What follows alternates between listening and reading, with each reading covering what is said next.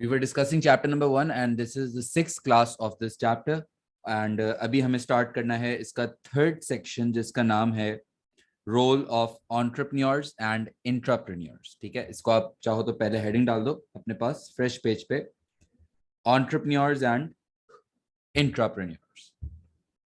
Entrepreneurs का word I'm sure आप सबने सुना हुआ है. Entrepreneurs क्या होते हैं यार? Entrepreneurs वो individuals, वो लोग जो एक नया स्टार्टअप या कोई नया बिजनेस करने के लिए रिस्क लेता है और वो इंसान जो लैंड लेबर कैपिटल को कंबाइन करके एक वेंचर स्टार्ट करता है, बिजनेस स्टार्ट करता है, उसको कहते हैं एंटरप्रेन्योर. ठीक है, और एंटरप्रेन्योर पहले हम बात करेंगे इस वर्ड पे एंटरप्रेन्योर. आज की क्लास में हम बात करेंगे कि what entrepreneur is. Entrepreneur is an individual who takes the risk of starting up a new business. ठीक है, वो बंदा अब वो अकेला भी हो सकता है, 3-4 लोग पार्टनरशिप में भी कर सकते हैं. अगर लेट्स से 2 दोस्त मिलकर बिजनेस शुरू कर रहे हैं तो वो दोनों एंटरप्रेन्योर होंगे. ठीक है ना, मतलब जरूरी नहीं है कि एक इंडिविजुअल होगा, मे बी 2-3-4 लोग मिलके भी अगर बिजनेस करें तो वो सब एंटरप्रेन्योर है. एंटरप्रेन्योर से रिलेटेड एग्जाम में 2 तरह की चीजें पूछी जाती हैं, और भी पूछ सकता है लेकिन मेनली 2 तरह की. नंबर 1 जो कि बहुत जनरल टॉपिक है, आई नो, एंड बहुत ज्यादा स्टूडेंट्स इसमें स्ट्रगल करते हैं जिनका थोड़ा सा राइटिंग स्किल में मसला होता है. सबसे पहली चीज जो हमें पता होनी चाहिए that is qualities of an entrepreneur. Qualities कि अगर आपको एक अच्छा एंटरप्रेन्योर होना है, अगर आप एक अच्छे बिजनेस मैन या अच्छा बिजनेस स्टार्टअप करना चाहते हैं, या कोई भी इंसान अगर एक अच्छा एंटरप्रेन्योर बनना चाहता है, तो what are the major qualities that he और शी शुड हैव. सही है. इसमें सबसे पहला जो क्वालिटी, ऑब्वियस क्वालिटी, ये आप भी सोच सकते हो, बेस्ट तरीका ये होगा कि you can just pause this class and you just think of may be 4 or 5 qualities that an entrepreneur should have. कि अगर मैं भी चाहता हूं कि मैं अच्छा बिजनेस करूं, तो एक अच्छा बिजनेसमैन या अच्छा बिजनेस चलाने के लिए मेरे पास क्या क्या क्वालिटीज होनी चाहिए हैं. तो सबसे पहली जो मैं समझता हूं एक बहुत ही इंपॉर्टेंट क्वालिटी वो है that an entrepreneur should be innovative. He or she should be creative. He should be able to think out of the box. I'm just going to talk about it. आप सिर्फ सुनो और चाहो तो notes भी बना लो, लेकिन सुन लोगे एक दफा तो आपको ये चीजें पता होंगी, लेकिन एक दफा सुन लोगे तो आप उसके डिस्कशन को ज्यादा अच्छे से लिख भी सकोगे ना. इनोवेशन का मतलब होता है that an entrepreneur should be able to think out of the box, having creative ideas, या एग्जिस्टिंग प्रोडक्ट को कैसे बेहतर तरीके से प्रेजेंट किया जा सकता है, या एग्जिस्टिंग मार्केट में कैसे अपना गैप क्रिएट किया जा सकता है.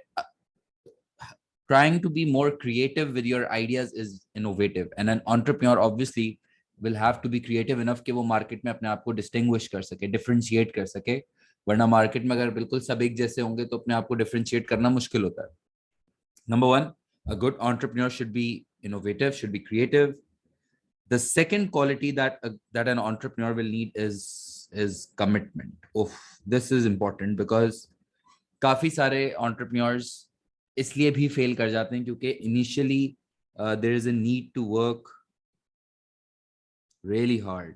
स्पेशली जब एक बिजनेस नया होता है, स्पेशली जब एक बिल्कुल स्टार्टअप होता है, तो उसको तो बहुत कमिटमेंट चाहिए. उसमें तो आपका दिन रात लग रहा होता है और आपको अपना शायद ऑल इन एफर्ट देना पड़ता है अगर आप अपने बिजनेस को स्टार्टअप करना चाहते हो, because it's not easy. It's not, obviously आप मार्केट में सेटल होने जाओगे तो इतना इजीली आप सेट नहीं हो जाते. बहुत सारे चैलेंजेस आते हैं बिजनेस के पास, जैसे फाइनेंशियल चैलेंजेस आते हैं, कंपटीशन, कस्टमर्स, बहुत सारे चैलेंजेस होते हैं. An entrepreneur should be willing to work day and night, and an entrepreneur should be willing to make sure कि वो अपने बिजनेस के साथ फुली डिवोशन के साथ और फोकस के साथ कमिटेड है.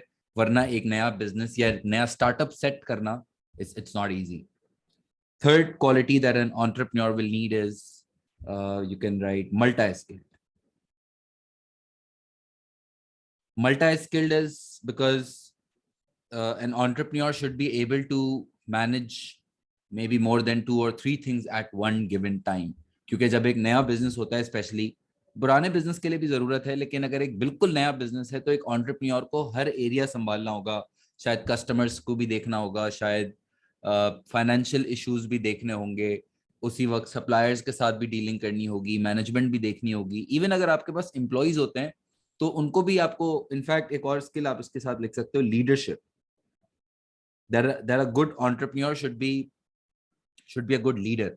उनको उसको ये पता होना चाहिए कि लोगों को लेके कैसे चलते हैं और कैसे टीम बिल्डिंग होती है, कैसे डायरेक्शन दिया जाता है, and how to keep the staff motivated enough to work hard, because it's tough initially, specially क्योंकि अच्छा एम्प्लॉय भी आपके पास, अगर नया बिजनेस है तो अच्छे एम्प्लॉयज भी इतनी आसानी से नहीं आते हैं, क्योंकि हर एक नया स्टार्टअप होगा तो एक मे बी एक्सपीरियंस्ड बंदा है, वो तो बड़ी कंपनीज ढूंढ रहा होता है ना. तो नया स्टार्टअप अगर है तब तो आपको फिर स्टाफ की भी मुश्किल. And a good entrepreneur should make sure that he is a good leader. He should be able to lead the group of people towards the desired goal. ठीक है, और भी हम लिख सकते हैं वैसे, सेल्फ कॉन्फिडेंस होना चाहिए. अगर आप खुद डाउट में हो कि पता नहीं ये बिजनेस चलेगा नहीं चलेगा, या पता नहीं मेरे से ये काम हो सकेगा या नहीं हो सकेगा, अगर आपके अंदर खुद के अंदर सेल्फ डाउट्स हैं, so you cannot be a good entrepreneur, because you have to be firm enough that your idea is going to work. You should be firm enough कि आप जो चीज कर रहे हो वो चीज वर्कआउट करेगी, तभी लोग भी जो आपको फॉलो कर रहे हैं, या जो आपका स्टाफ है या जो आपकी टीम है वो भी फिर कॉन्फिडेंट रहेगी. और इसको यूं भी कह सकते हैं, एबिलिटी या able to bounce back. Able to bounce back is like कि कोई भी अगर सेटबैक आता है, कोई प्रॉब्लम आता है इनिशियल डेज में, कोई चैलेंज आता है, कोई परेशानी आती है, so a good entrepreneur should be confident enough कि वो जो सेटबैक आया या कोई प्रॉब्लम आया तो उसको फिर काउंटर कैसे करना है, या उसमें आपको डीमोटिवेट नहीं हो जाना है, उसमें आपको फिर कैसे, क्या आपके रेमेडियल एक्शंस होंगे कि आप उसको सेटबैक को नॉर्मलाइज कर सको. इजी नहीं होता initially. You have to be very committed enough कि आप उन चीजों से, क्योंकि जाहिर है जब एक नया बिजनेस होगा तो सब कुछ शुरू में अच्छा नहीं हो सकता. आपको टाइम लगता है सेटल होने में, मार्केट में एडजस्ट होने में टाइम लगता है. और अगर कोई इनिशियल प्रॉब्लम आ गया अचानक से, लेट्स से आपने कोई नया बिजनेस स्टार्ट किया और आपका जो कंपेटिटर है उसने बहुत सिग्निफिकेंट डिस्काउंट ऑफर लगा दी, लेट्स से, अब आपके लिए चलना इतना मुश्किल हो गया क्योंकि आप इतने नए बिजनेस हो और वो पुराना कंपेटिटर सेटल हुआ हुआ बिजनेस डिस्काउंट ऑफर दे रहा है. तो पीपल माइट जस्ट रेजिस्ट ना कि यार हम नए बिजनेस के पास क्यों जाएं, और हम भी अगर प्राइस कम करेंगे तो फिर ब्रांड का क्या होगा, खर्चे कैसे कवर होंगे. अब इस तरह के इनिशियल स्टेजेस में प्रॉब्लम्स आते हैं बिजनेस के पास, और शुरू के लेट्स से 1 साल तक कस्टमर ही सही नहीं आ रहे, बहुत थोड़े थोड़े कस्टमर्स आ रहे हैं, इस तरह के प्रॉब्लम्स आते हैं. तो डीमोटिवेट नहीं हो जाना होता. An entrepreneur should be motivated enough that if there is any problem, if there is any setback, then he should be or she should be able to bounce back. He or she should know that how to, uh, and it's not easy. It's बोलना easy है, समझना easy है ये topic, लेकिन practically it's not easy. There are a lot of setbacks. ये देखो ना right पे, I have just put in the pictures of a lot of entrepreneurs. Elon Musk, everyone knows this guy.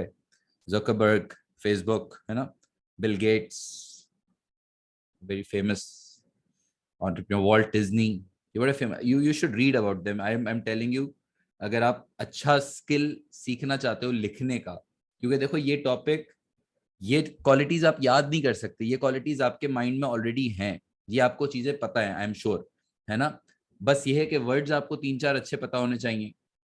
अच्छा, इसमें सीखना क्या है, इंपॉर्टेंट बात, हमें क्वालिटीज पता होनी चाहिए ऑब्वियसली. अब एग्जाम में क्या होगा, एग्जाम में वो आपसे लेट्स से क्वेश्चन कर रहा है, ऐसे ही सिर्फ क्वेश्चन भी लिख लो अगर चाहो तो, डिस्कस द डिफरेंट क्वालिटीज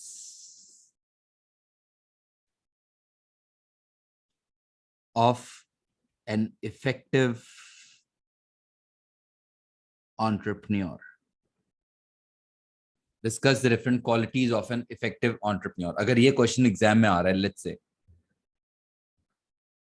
तो अब आपको क्वालिटीज के, मैं स्ट्रक्चर नहीं बता रहा अभी, लेकिन किसी भी क्वालिटी पे अगर आपको, ये बात बहुत फोकस के साथ सुनो, किसी भी क्वालिटी के बारे में आपको बात करनी है. अब लेट्स से आप बात करना चाह रहे हो that a good entrepreneur should be, कौन सी वाली लिखें, let's say should be multi-skilled. सही है. अब आप एक पैराग्राफ बना रहे हो that a good entrepreneur should be multi-skilled. ठीक है. अब इसके ऊपर लिखते कैसे हैं? ठीक है. तो लिखते कैसे हैं? सबसे पहले आपको लिखने आना चाहिए that what this quality means. What this quality means. What do you mean by being multi-skilled? सही है. अब आपको थोड़ा सा इसके ऊपर जाहिर है थोड़ा आपका इंग्लिश का टेस्ट हो जाता है बिजनेस से हटके कि यार मल्टी स्किल्ड का मतलब क्या होता है. ठीक है. अगर आपकी इंग्लिश राइटिंग स्किल अच्छी है तब तो ये इट्स वेरी इजी. अगर इंग्लिश राइटिंग स्किल इतनी अच्छी नहीं है then you need a lot of practice for these type of questions because ये मार्क्स इजी लगते हैं लेकिन मार्क्स चले जाते हैं क्योंकि बहुत सारे बच्चे फिर इसको समझा नहीं सकते अच्छे से. ठीक है. फिर व्हाई दिस इज इंपॉर्टेंट, यानी कि why is it important to be multi skilled, यानी कि whatever quality you are talking about उसके बारे में आपको तीन बातें करनी होती है. Number one, what do you mean by this quality, what do you mean by being multi skilled? That being multi skilled means that an entrepreneur should be able to handle different tasks, different responsibilities at a single given time. He should be able to make sure that he's not just doing one job at a time. He should be able to manage a lot of and variety of jobs at a same given time. And why is this important? Because this will allow him to be more productive. This will allow him to make sure that all areas of the business are being managed well, that all areas of the business are being supervised. यानी कि why is being multi-skilled important? और third चीज जो कि मुश्किल चीज है अभी इस स्टेज पे तो बहुत मुश्किल है, ये आहिस्ता आहिस्ता आपको समझ आ जाएगी. और example of business situations. Third thing that you will have to know how to write about it is कि कोई ना कोई बिजनेस सिचुएशन की एग्जाम्पल क्रिएट करने आनी चाहिए. लेट्स से आप मल्टी स्किल के ऊपर बात कर रहे हो तो आप उस पर बात करोगे. For example, an entrepreneur might have to deal with a lot of financial issues such as maintaining books, such as calculating profit and loss, as well as at the same time he might have to deal with a lot of customers and he might also have to deal with a lot of suppliers. Now you are giving examples of a business situation. ये आपको create करना आने चाहिए जो हम obviously practice करेंगे तो ये हमें समझ आएगा. लेकिन किसी भी क्वालिटी के बारे में आप बात करोगे एग्जाम में तो तीन चीजें हैं जो आप इसके नोट बना लो जिसके बारे में, जैसे अगर आप मल्टी, अब लेट्स से एक और example, let's say if you are talking about being innovative, you're talking about that an entrepreneur should be innovative. Now you need to write three things about being innovative. Number one, what do you mean by being innovative? Why is it important to be innovative? And examples of situations such as they say, what do you mean by this word? An entrepreneur should be innovative, which means that he should be able to think out of the box, that he should be able to have creative solutions to the problems, should be able to identify gaps. This will be important because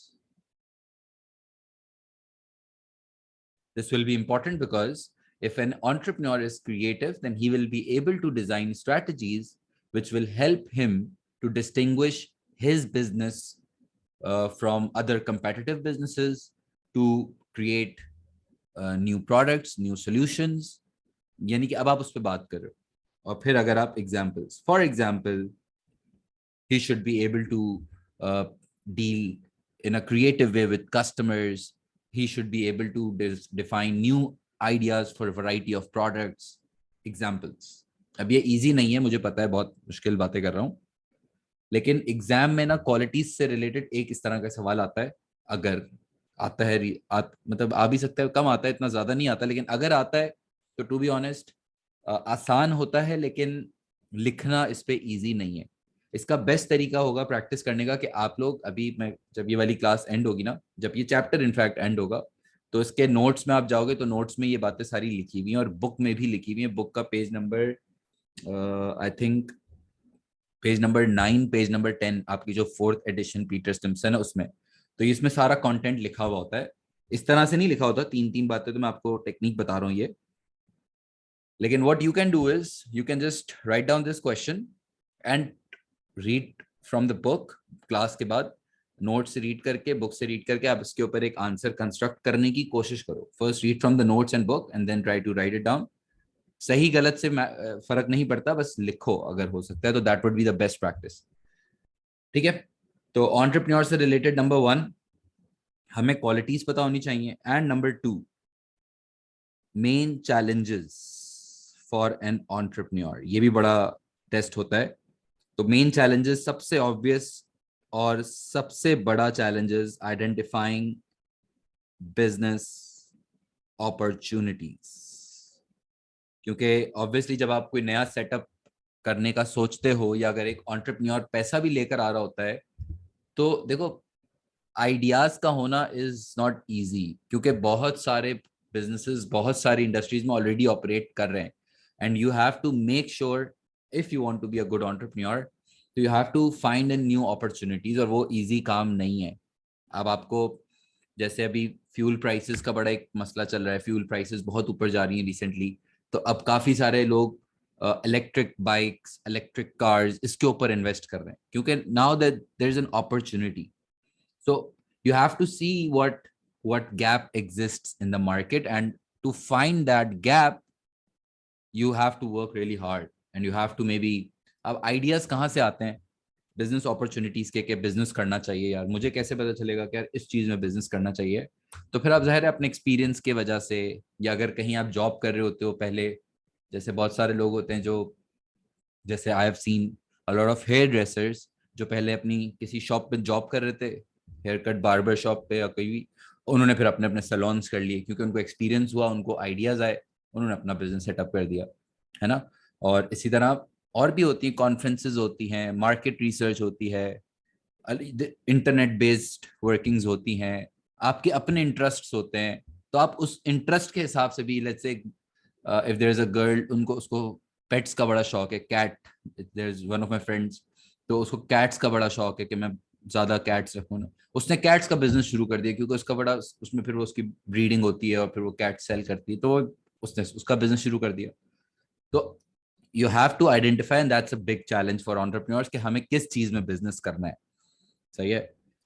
और second challenge obviously competition, एक बड़ा मसला है।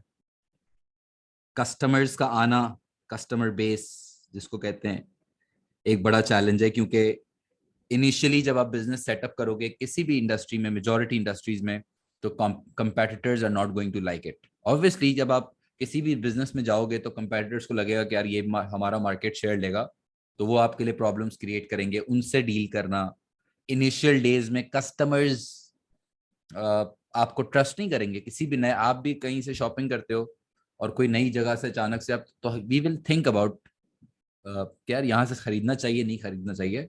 तो इसी तरह एक entrepreneur के लिए एक बड़ा चैलेंज है कि वो कस्टमर बेस कैसे विन करता है इनिशियल डेज में, कैसे वो कॉन्फिडेंस जीतेगा इन द एग्जिस्टिंग कंपटीशन। ये थोड़ा सा इंटरकनेक्टेड पॉइंट्स भी हैं। और क्या चैलेंज हो सकता है? ऑब्टेनिंग फाइनेंस,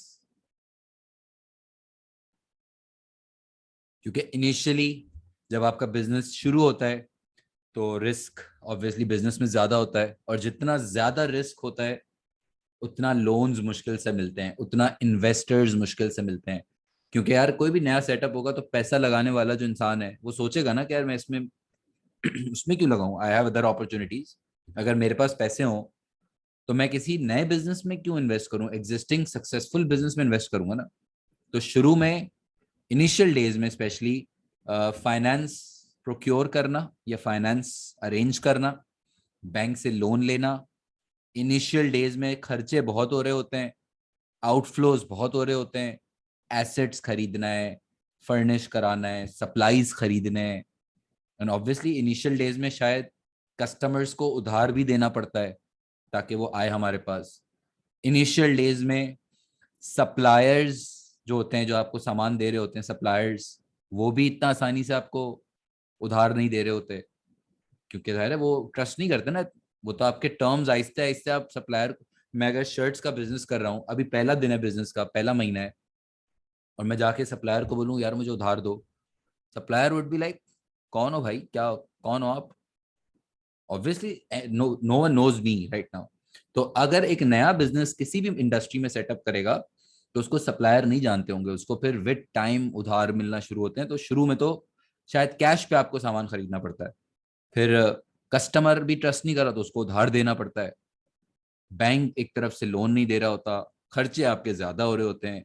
तो शुरू के दिनों में ना managing finance is a major challenge for entrepreneurs, because आपको इतना पैसा चाहिए कि आप अपनी वो जो सर्वाइवल स्टेट है आप उसको गुजार सको इनिशियल डेज में। ठीक है, so it's not easy to be an entrepreneur, but I really encourage entrepreneurs. अगर मेरे स्टूडेंट्स होते हैं तो आई रियली इंकरेज देम कि वो अपने स्टार्टअप्स करें। लेकिन ऑब्वियसली जरूरी नहीं होता है कि बहुत बड़ा बिजनेस शुरू करें, लेकिन entrepreneurship is fun also, but it's challenging too. And there are a lot of qualities for being an effective entrepreneur, and there are major challenges for an entrepreneur. Points इतने मुश्किल नहीं है। और भी वैसे कोई पॉइंट आपके पास आता है या सर ये भी तो क्वालिटी हो सकती है, ये भी तो चैलेंज, जैसे एक और चैलेंज है लोकेशन ढूंढना शुरू में, वो एक बड़ा मुश्किल काम है। तो खैर और भी पॉइंट्स हो सकते हैं। There can be hundreds of different qualities, there can be hundreds of different challenges. हमें उसमें कंफ्यूज नहीं होना है, हमें बस पता होना चाहिए चार चार तीन तीन चार चार पॉइंट्स, और उस पर लिखने आना चाहिए। पॉइंट्स पता होना is not a rocket science in business, याद रखना। उस पर लिखते कैसे हैं, उसको कंटेंट कैसे बनाते हैं, और अगर बेस्ट प्रैक्टिस चाहते हो, जिस तरह मैंने आपको ये क्वेश्चन बताया ना, discuss the different qualities of an effective entrepreneur, आप इस पे भी एक और क्वेश्चन लिख लो, discuss the major challenges that an entrepreneur might have to face.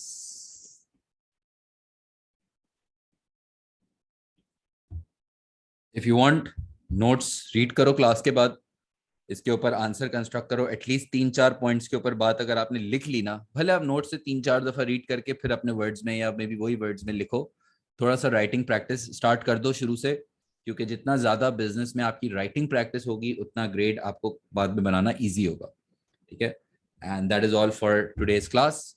In the next class we are going to discuss intrapreneurs. ये भी बड़ा इंटरेस्टिंग कॉन्सेप्ट है, नेक्स्ट क्लास में डिस्कस करते हैं। Thank you very much.